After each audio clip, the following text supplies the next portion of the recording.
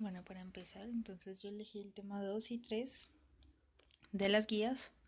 El 2 es la conducta como fenómeno central de la psicología y el 3 unidad y pluralidad fenoménica de la conducta. Entonces, nuestro tema principal es conducta, entendiéndola como una serie de hechos que pueden ser estudiados y que al ser estudiados son considerados una ciencia. Estas ciencias pueden ser, por ejemplo, sociología, antropología o, claro, psicología, que es la que nos interesa. Esta psicología, ¿qué pasa? Es una ciencia que estudia principalmente la personalidad, es decir, la conducta en función de la personalidad. ¿Qué entiende esta personalidad?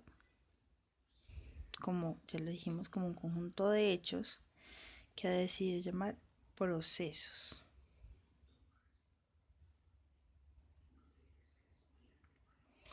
Estos procesos son la unidad, digamos, principal de estudio en la psicología.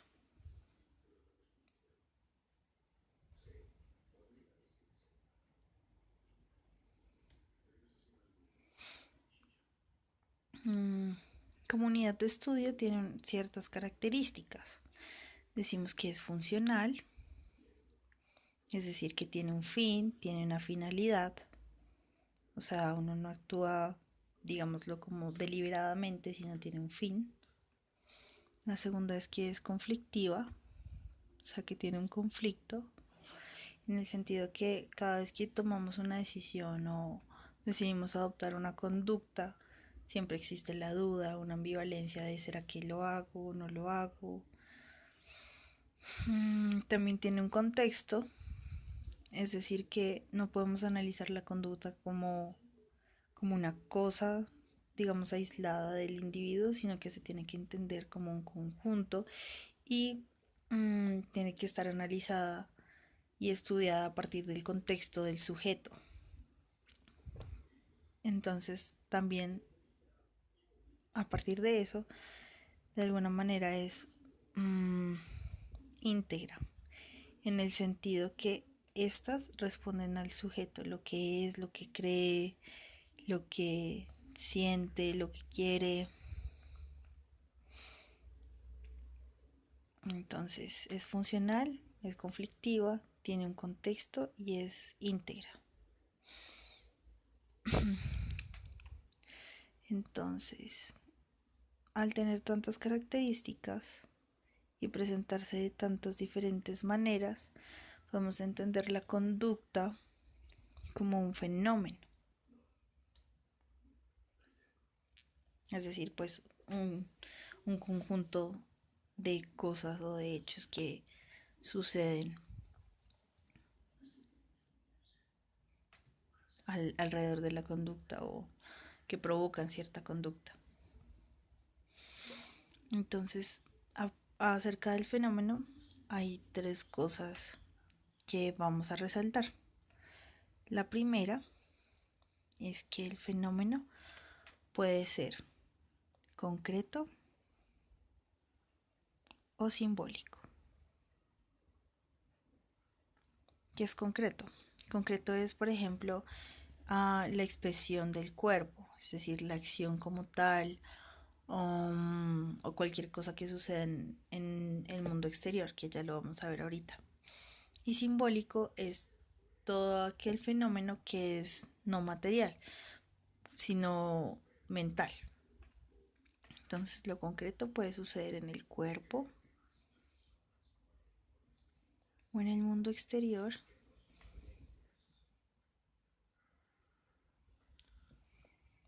Y lo simbólico es mental y no material.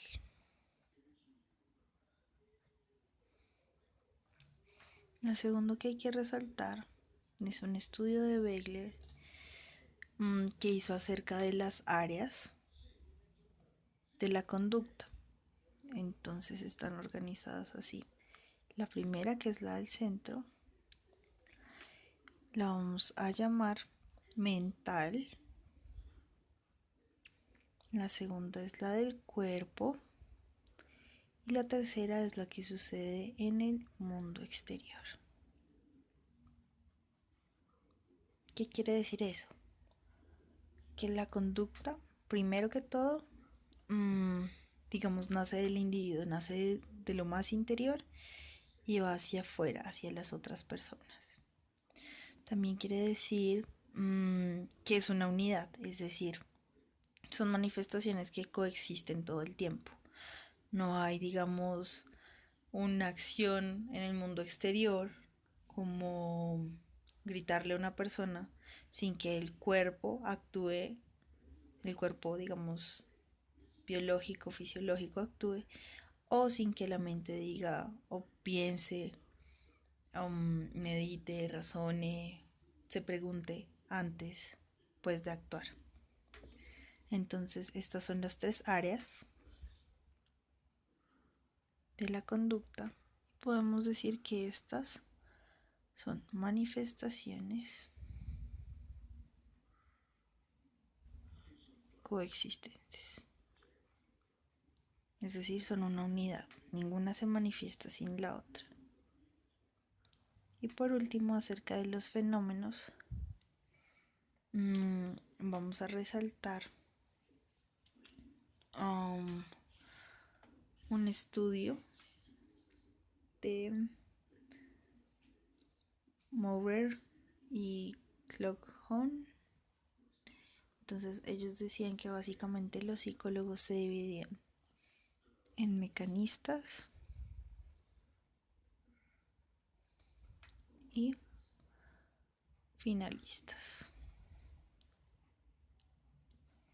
¿Qué pasaba? Los mecanistas decían que un estímulo producía un movimiento. Los finalistas estudiaban un movimiento del cuerpo,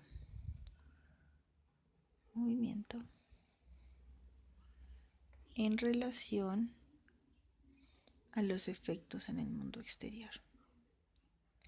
Efectos en el mundo exterior. Entonces, ¿qué pasa? Por ejemplo, los mecanistas entonces dicen, si yo pellizco a Camila, ella se va a correr. Los finalistas decían, si Camila se corre, ¿qué va a pasar en el mundo exterior? ¿Sí? Y pues esa relación era como los dos puntos de vista sobre los cuales se podía analizar la conducta. Entonces, ¿qué hicieron estos hombres? Decidieron unir ambas formas de pensar, ambas maneras de estudiar la conducta en un solo diagrama que vamos a ver acá. Entonces ellos decían que existe una estimulación que produce un movimiento, que este movimiento claramente tiene algún efecto en el mundo exterior y bueno, básicamente ese era como el proceso. Existe un estímulo, un movimiento y este movimiento, o sea, un estímulo que produce un movimiento que a la vez produce un efecto en el mundo exterior. Entonces, así como en las tres áreas de pensamiento, entonces decimos que hay una estimulación, un movimiento y un efecto así como del interior del hombre hacia afuera. Y dos cosas muy importantes que ellos resaltaron es que uno, todos los efectos, bueno, en realidad todo, pero especialmente los efectos, están mediados por el medio impersonal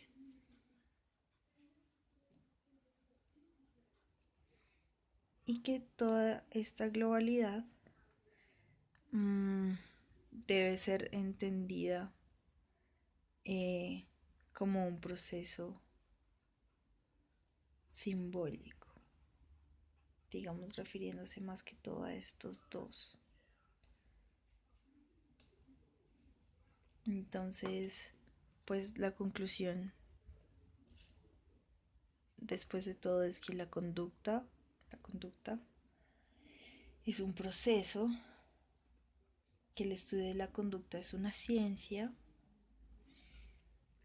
Esos procesos son nuestra unidad de estudio como psicólogos. Eso tiene ciertas características que se pueden resumir o entender como un fenómeno, y que esos fenómenos, bueno, ese fenómeno de la conducta tiene pues varios puntos importantes para saber acerca de o para analizar, y que la conducta siempre, digamos, está muy sujeta a todo lo que pasa alrededor del sujeto, no simplemente, o sea, la conducta no se puede tomar como una cosa, sino como un fenómeno completo, como un conjunto de cosas. Y ya.